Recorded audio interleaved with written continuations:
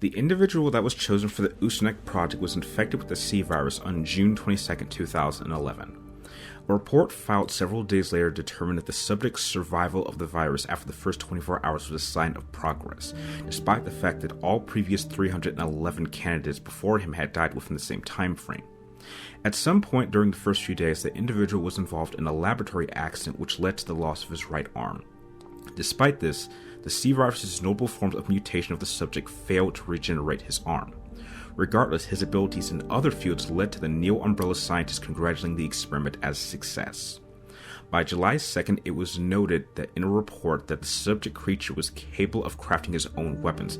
One was designed for the purpose of grabbing enemies.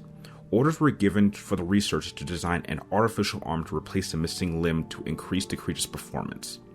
The Ustanak's first official mission was to capture the mercenary Jake Muller, who was the genetic son of Albert Wesker, in order to increase the performance strength of the C virus using the antibodies that were carried within Jake's blood. The Ustanak first encountered Jake Muller in Edonia, where Jake was traveling with U.S. agent Sherry Birkin, and the Ustanak would continue to hunt down Jake and Sherry over a period of time and through numerous different locations, and would finally succeed in capturing the two thanks to the involvement of one of his creators, Carla. Afterwards, Jake Muller and Sherry would escape captivity once more, only to be recaptured and be sent to an underwater Neo-Umbrella facility, and it was here that the Ustanak was sent one last time for one final order to terminate Jake and Sherry. Determined to finish Jake off, the Ustanak would trap Jake on a narrow walkway, forcing him to engage him in hand-to-hand combat. However, Jake's abilities enabled him to counter the Ustanak's blows, and he eventually sent the Ustanak into the lava with a devastating punch to the face. Unfortunately, the Ustanak, now badly burnt, made one final attempt to eliminate Jake and Sherry by jumping aboard the platform that the two were using to escape.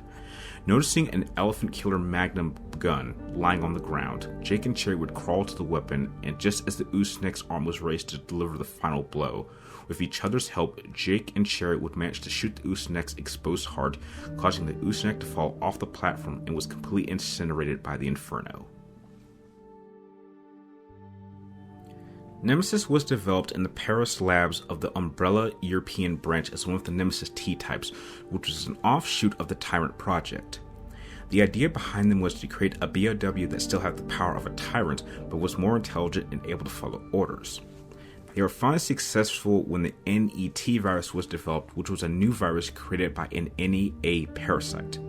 When placed in a compatible host, the parasite caused a violent mutation, but allowed them to retain their intelligence and also give the subject a rapid regeneration, which allowed it to recover from almost any injury. After the outbreak of the T-virus in Raccoon City, Umbrella saw a chance to get rid of the STARS team, who had become a thorn on Umbrella's side since the Arcaline Mountain incident. In the resulting chaos, Nemesis was deployed to take out the surviving members of STARS. The primary target amongst the remaining STARS members who were stationed in Raccoon City for Nemesis to eliminate was that of Jill Valentine, who during the early moments of the Raccoon City outbreak was under house arrest for investigating Umbrella's BOW projects. Umbrella saw this as a great opportunity to not only eliminate all of the remaining STARS agents, but to get some in-the-field beta data on Nemesis and its capabilities while in action. Nemesis would attack Jill Valentine in her apartment, but she managed to escape her apartment building just as the building was set on fire. Jill managed to make her way to the top level of a parking garage and would ram a car into Nemesis, knocking him off the building, but this attempt did not stop him.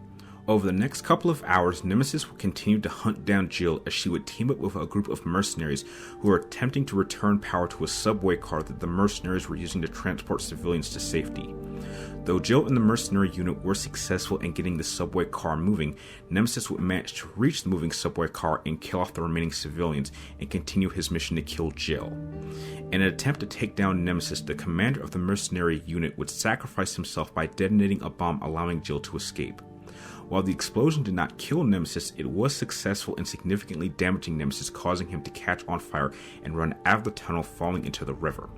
Jill saw this and believed that he had been finished off for good, but Nemesis would reappear moments later, revealing that the significant damage caused to him forced his body to mutate into a more beast-like form. Despite Nemesis mutating into this new, more ferocious form, Jill, with the use of a grenade launcher, was successful in defeating him. However, this was not enough to keep him down for good, and after attempting to pull Jill towards him, Jill would shoot a gate down, cutting off Nemesis' left arm, but he would respond by immediately regenerating a new arm and would then infect Jill with the virus before passing out. Jill's ally Carlos would manage to cure Jill of the virus, and Jill would then make her way to an underground Umbrella laboratory where she would encounter Nemesis once again. Jill would battle the Nemesis once again inside the laboratory's disposal center, and with the help of her ally Carlos, she would be successful in causing a pool of acid to begin to melt Nemesis down, but the trauma caused by the acid forced Nemesis into a final massive mutation. Jill would manage to get her hands on an experimental railgun, and after cramming the railgun down Nemesis' throat, would blow into pieces, finishing off the Nemesis once and for all.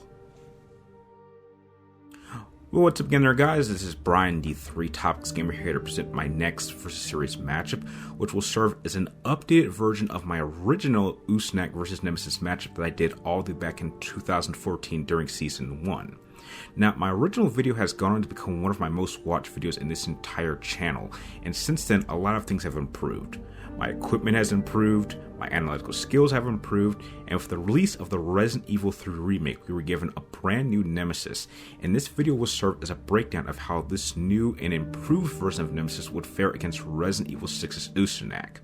Now, before I begin, I would just like to state that when it comes to all of the breakdown information for the Ustanak, I will be taking everything from my original script, since all of the information I've had since 2014 hasn't really changed. So with that said, if you happen to enjoy this video by the end, I would really appreciate if you give this video a thumbs up, and please do not forget to subscribe, as every subscription really does help me get us closer to the end of the year goal and a guaranteed return of a Season 7 of my Versus series for next year. So with that said, let us begin the breakdown, as we will first begin by breaking these two down physically. The Ustanak's official height or weight has never been given in any source, but if I had to give it my best guess comparing him to the size of other characters just like him, then I would have to believe that the Ustanak stands at least 8.5 feet tall, weighing somewhere between 700 to 800 pounds due to his heavy build. Despite his size and weight, the Ustanak was still able to maintain a very athletic build, as he was able to run so fast that the blunt force that the Ustanak could generate while ramming could match that of a speeding train. Adding to his athletic build, the Ustanak was capable of jumping between flying helicopters while holding himself up using only one arm, and this showed that he had an insane amount of strength. He was capable of taking massive amounts of damage all at once, with his physical exterior being so tough that he was capable of surviving being shot with multiple different types of weapons, including magnums, that were very unaffected to him. The Ustanak's durability and ability to take punishment is so insanely high that he has managed to power through a series of different explosions, survived having parts of a building fall on top of him, and even managed to have a giant power drill pin him to the chest, causing massive amounts of damage, but was perfectly fine moments later. And he was even able to survive swimming in molten lava for a number of minutes and was still able to continue his pursuit of Jake and Sherry while his body was literally melting and was burning away. The Ustanak was given the ability to regenerate certain levels of damage, but he would require the need of special medical gear for more serious injuries. However, the designers did a masterful job of creating a creature capable of taking so much damage and still perform at a combative peak level of efficiency. Just like my original Ustanak vs Nemesis breakdown video, due to specific circumstances that will be required, I will not be taking Nemesis' third and final mutation into account. In his base form, Nemesis stood at 7'3", weighing somewhere between 500 and 600 pounds. Nemesis possessed superhuman levels of strength, relentlessness, and stamina, and while in his base form he had a high level of intelligence when compared to other Tyrant models. Nemesis was built to take a great deal of damage in battle, and due to specific purposes for what the Nemesis was designed for, it was capable of outrunning any human, and like the Ustanak preferred, used a rapid sprint towards his opponents like a charging rhino and bulldozing them to death with superhuman levels of strength. He was also able to jump a good number of feet off the ground and capable of jumping right in front of a target in order to catch them off guard. Nemesis also had the use of 2 tentacles that he could use to grab an opponent and pull them towards him, but in the event that they were somehow cut off, Nemesis was able to regenerate his tentacles. Though the Nemesis was designed to be very durable in combat, it did have a certain limit to how much damage it could take at once while in his base form. And while in his base form, if he took too much damage, he would drop to one knee, becoming momentarily stunned, allowing his physical regeneration to kick in to get him back into the fight, but this would take time. However, if the Nemesis took too much damage to the point where his regeneration ability could not heal him fast enough in his base form, then he would be forced into a mutation, enhancing all of Nemesis' physical capabilities. In his mutated second form, Nemesis' physical form would take that of a hulking beast. His skeleton would protrude through his skin, granting Nemesis a much harder exterior. His hands and feet would change into claws, and Nemesis would be able to move on all four of his limbs, granting Nemesis even greater speed and capable of jumping from greater heights. However, though this second form would make his offensive capabilities much more ferocious, Nemesis would lose a massive majority of his intelligence, adopting the mind of a wild animal, which would make him much more predictable, as Joe was able to adapt to his combative patterns and still directly defeat him on 2 occasions.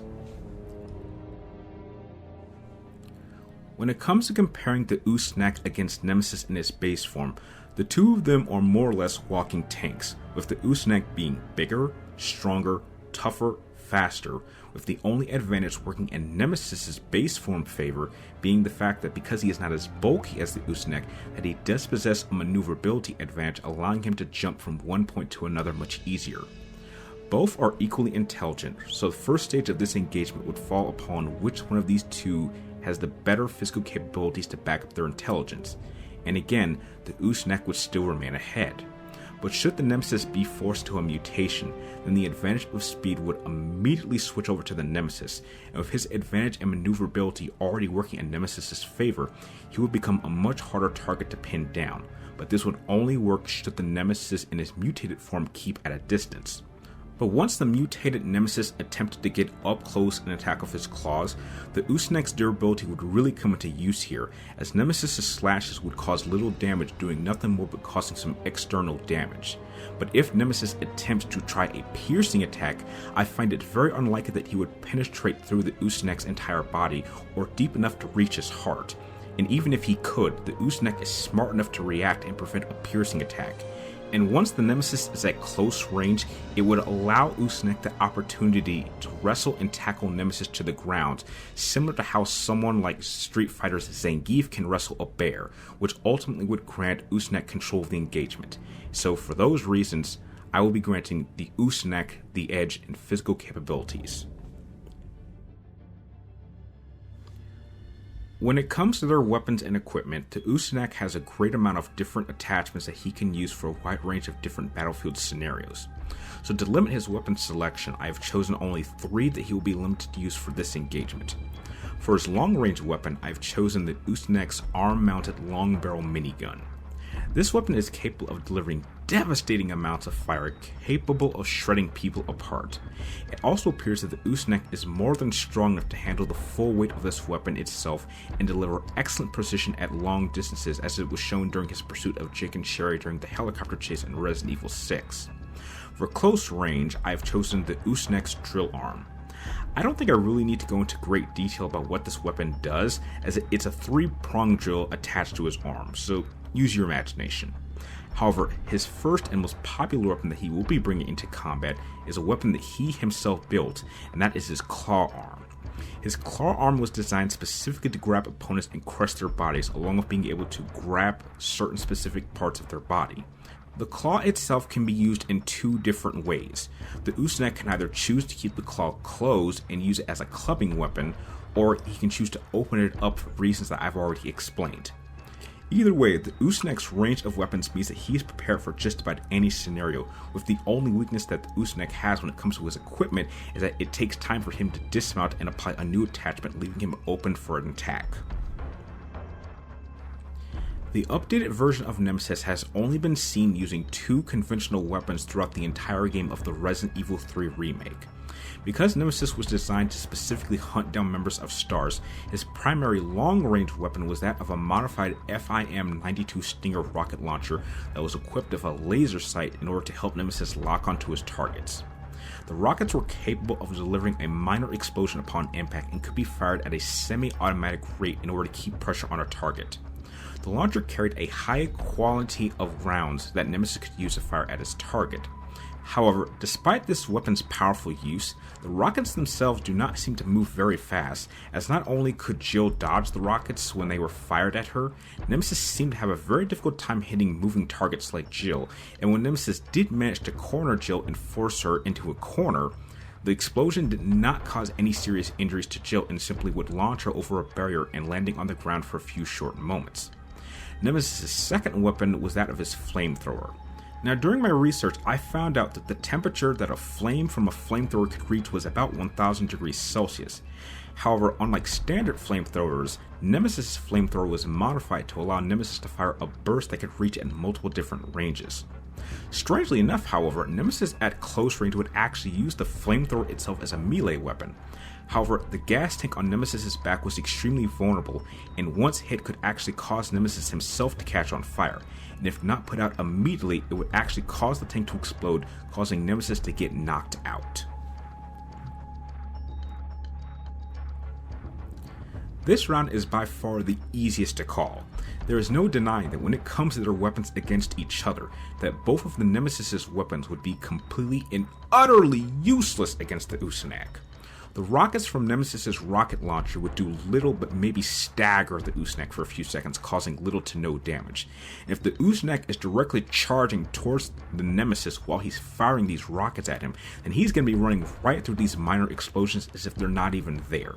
And the flamethrower is even worse, because any damage to the tank would actually cause more damage to Nemesis than the Ustanak.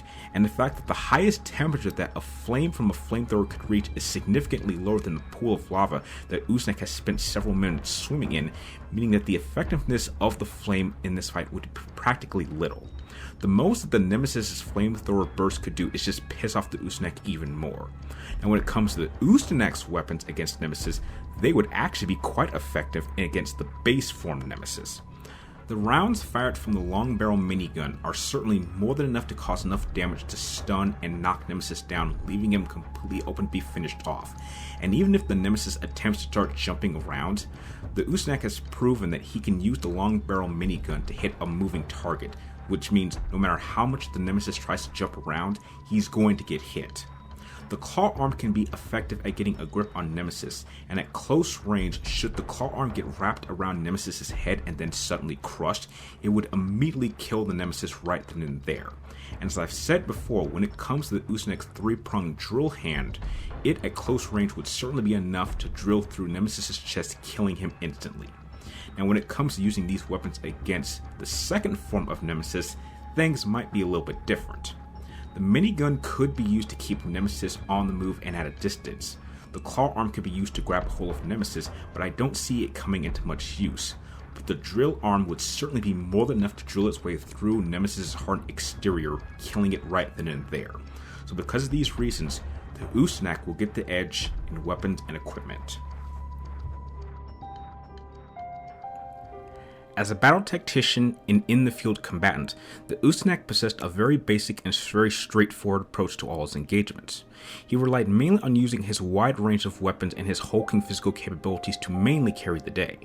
However, even during the early days of his creation, the Ustanak still maintained a great sense of intelligence, as it has been stated that he could craft his own weapons to prepare himself for a wide range of possible combat scenarios. His intelligence was also shown to be quite flexible during combat. The Ustanak has been shown numerous times to be very self-aware and being able to react very quickly to a situation. As it was shown in his helicopter chase against Jake and Sherry, he would jump from helicopter to helicopter when he realized that his current vehicle was about to be destroyed. He also was able to show a great sense of pre-planning and deception. An example can be shown when he positioned himself deep within a mine ahead of Sherry and Jake, where there were tons of glass on the ground, enabling him to quickly pick up their location and being able to play dead for a moment, allowing Sherry and Jake to believe that they had defeated him with a giant power drill, only for the Ustanak to ambush them minutes later, successfully completing his mission of capturing Jake Miller alive. And finally, he had shown a great sense of recognizing an opponent's tactics point when he kicked Jake's gun into the lava, forcing Jake to have to fight him hand to hand, which was exactly what the Ustanak had wanted, allowing him to choose how the fight was going to be dictated. As an overall combatant, Nemesis' tactical approach to combat was very much determined depending on which physical form he was in. While Nemesis was in his base form, he maintained a good sense of tactical foresight, and thanks to his onboard computer, it enabled him to be able to scan out a battle situation and determine the best course of action. He was capable of detecting how many opponents he was facing along with what weapons that they were carrying. He could also determine when it was in his best interest to fall back and retreat if the situation got too overwhelming for him. However, Nemesis' greatest strength also turned out to be his greatest weakness. Nemesis' biggest weakness as a tactician in combat was that of his mutation.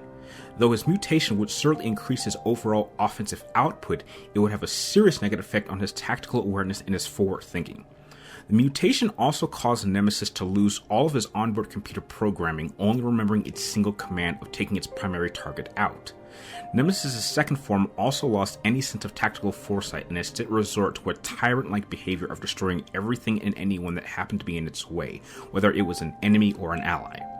When designing the Nemesis, Umbrella went out of its way to create BOWs that could be controlled and programmed to complete specific tasks, but what Umbrella failed to take into account in all of the viruses that they had created was that all of them had a tendency to mutate under unpredictable circumstances that they could not have possibly predicted, which ultimately makes Nemesis an effective creation when working properly, but is in constant risk of becoming very unstable. When it comes to comparing the basic combative tactical approaches of these two combatants, it very much can be summed up to this simple line. The Ustanak adapts, while the Nemesis mutates. Now, some could say that adapting and mutating are the same thing, but in the context of this fight, there is no question that the Ustanak has a better combative approach because if forced to mutate, the Nemesis may improve its own one combative factor, but it will seriously decrease in other important combative factors, giving itself a different set of weaknesses that it won't even be aware of. Weaknesses that the Ustanak's intelligence would allow it to adapt to, and when one takes into account the weaknesses and physical capabilities of each of these combatants will have to work with, it's simply obvious that the Ustanak has a better collection of combative factors and elements to work with, which to me ultimately grants him the edge as a battle tactician. Alright folks, let's not kid ourselves. Before I even started working on this rematch, I already knew that this slightly more improved version of Nemesis still could not beat the Ustanak, as there are just too many key disadvantages that hold the Nemesis back from winning. For one, the Ustanak outclasses both forms of Nemesis in the physical departments that matter most for this kind of fight. What is the point of being faster and more maneuverable if you can't dish out the kind of damage it would take to bring someone like the Ustanak down? In order to bring down the Ustanak, you'd have to deliver a constant amount of catastrophic damage, and there are very few creatures throughout all of Resident Evil that can even pull that off. Second, all of Nemesis' weapons would be completely useless against the Ustanak, while the Ustanak's arsenal gives him a much more effective combative set of options to bring down either form of Nemesis. And when it comes to their battle tactics, their levels of intelligence may be somewhat equal, but the Ustanak's physical edge makes it impossible for the Nemesis to put any of his intelligence to any good use. And the biggest issue that really makes this fight impossible for the Nemesis to win is his overall design. The Nemesis on any level was never designed for this kind of fight, as he was designed to be a computer-controlled tyrant that could follow orders and take out members of STARS, and that's something that even this model had problems with. If this Nemesis had so much trouble trying to kill a 23-year-old, 5'4", 111-pound woman like Jill Valentine, what the hell is he going to do against a juggernaut like the Ustanak who has no plans on running away, and if anything is going to be bringing the fight to Nemesis? It also doesn't help that the Ustanak is still a vastly superior model of combatant. By the time that Neo Umbrella began work on creating the Ustanak, the original Umbrella Corporation had already created several improved models of the Tyrant class, and by the time the original Umbrella Corporation was disbanded, this model of the Nemesis T was no longer needed, and it's probably a fair conclusion to make that the Neo Umbrella Corporation scientists obtained the assets of the original Umbrella, and the scientists certainly would have come across the blueprints for Nemesis and were determined to create a creature that was superior and did not suffer from any of the weaknesses the original Nemesis had in the form of its uncontrollable mutation. And because of that, the virus used to create the Ustanak was not only much stronger, but it was far more stable. Now, I will give credit where credit is due in stating that this much updated version of Nemesis will put up a far better fight than the original model did, and unlike the first matchup between these two, this rematch would not be a complete stop, and if anything, when the Nemesis does eventually mutate into its second form, the Ustanak is not going to walk away from this fight without a number of cuts and certainly some burns or minor injuries, but his victory will be pretty much guaranteed. I see a fight like this as being seen as a perfect combat test for the Ustanak. Let's say that during the final phases of the Ustanak's creation, that the Neo Umbrella higher-ups have been informed that they have found a perfectly intact Nemesis T model in one of the many closed-down underground Umbrella facilities and has been placed in storage along with all of his weapons in working order. Wanting to test their new Ustanak, they transfer the Nemesis to a battle testing site. They then bring in both combatants in and program both the Ustanak and the Nemesis with a simple order to target each other, and add in also a minor command that is, if one of the combatants attempts to pick up one of their weapons or change out their weapons, that the other will not attack them. From a safe location, the scientists activate both the combatants and the fight begins. Now, this fight could easily play out in one of two different versions. The first version of this fight would have the Ustanak attaching his long barrel minigun and the Nemesis picking up his FMI-92 Stinger rocket launcher. As the two begin firing at each other, the rounds from the Ustanak's minigun are not only moving much faster than the rockets, but they are successfully shooting down all of the rockets that are fired at him. While the Ustanak begins walking closer to the Nemesis while firing, most of the bullets begin to start to hit the Nemesis. Nemesis attempts to dodge the bullets by jumping, but the Ustanak is still able to keep his gun fixed on Nemesis, hitting him in midair, and since the Nemesis can only take so much damage at any one time, as he lands back on the ground, he is now stunned and drops to one knee to give himself time to regenerate. Seeing an opening, the Ustanak detaches his minigun and attaches his claw arm. He then rushes the Nemesis, who is just now starting to recover, but it immediately is tackled by a rushing Ustanak and is knocked on his back. The Ustanak follows this by mounting the much smaller Nemesis and wrapping his claw arm around Nemesis's head and crushes it, ending the fight right then and there without even allowing the Nemesis to mutate. The second and more extended version of this fight, which I would like to say I personally prefer this version to the first version, would start off the same way with the Ustanak using his long barrel minigun and the Nemesis using his rocket launcher.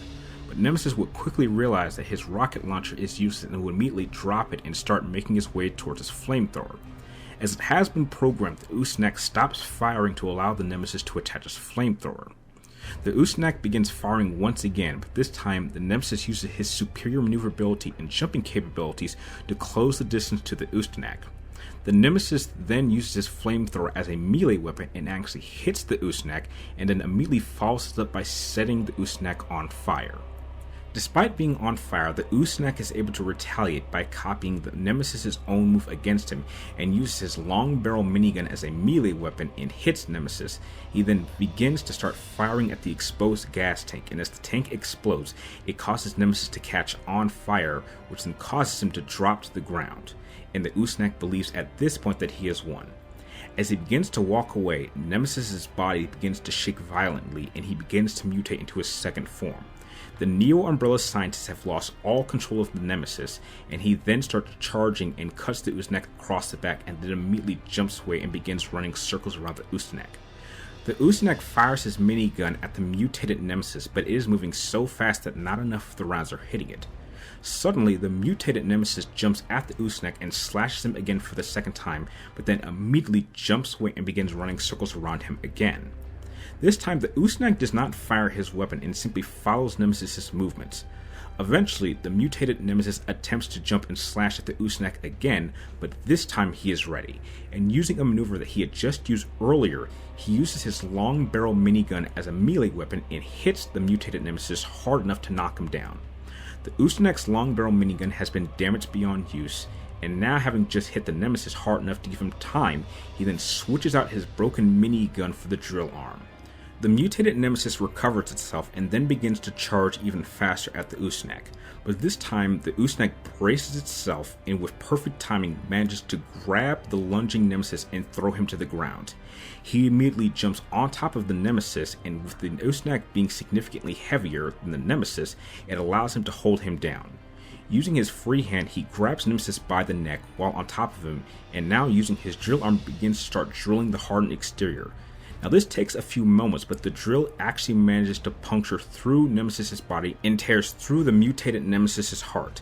But for good measure, the Ustanak keeps the drill going, and it penetrates so deep that it actually goes through Nemesis' body and into the concrete floor, putting it into the now mutated Nemesis for good. The Ustanak has been burned and cut, but other than that, he is okay. He follows the scientist to be repaired and prepped for his first official assignment to hunt down and capture Jake Muller. I declare Ustanak, the juggernaut of Neo Umbrella, the winner. And that concludes this rematch versus series battle. So now that all of you guys know my thoughts, do you agree with me that the Ustanak is simply a far superior model of combatant and would be able to decisively take down both forms of this improved version of Nemesis? Or do some of you believe that this new Nemesis would somehow be able to pull off the upset and take the Ustanak down? And if you do, I would love to hear how, because I had exactly 5 months after beating the Resident Evil 3 Remake game back in April of last year to think of a way of how Nemesis could possibly win this fight on an even playing field, and I couldn't come up with anything. But be sure to share your thoughts with me and everyone else in the comments down below, and please do not forget to like, share, and subscribe, as reaching 70,000 subscribers by the end of this year will guarantee a 7th season of the Versus series for next year. So, like always, thank you all for watching. You're all the best viewers a guy could ask for, and now enjoy this quick little preview video of the next Versus series matchup, which is coming out next month.